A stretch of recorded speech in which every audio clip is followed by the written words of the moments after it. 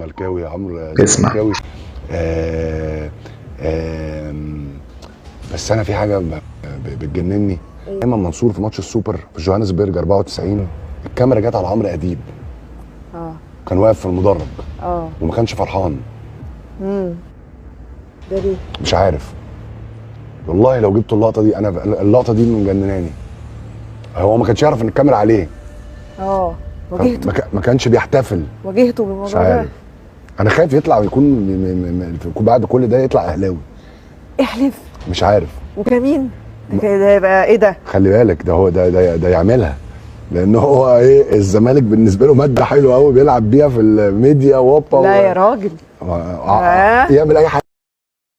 انت ازاي يا ميدو تقول كده على عمرو اديب؟ اهلاوي ازاي ومصطنع ازاي يعني؟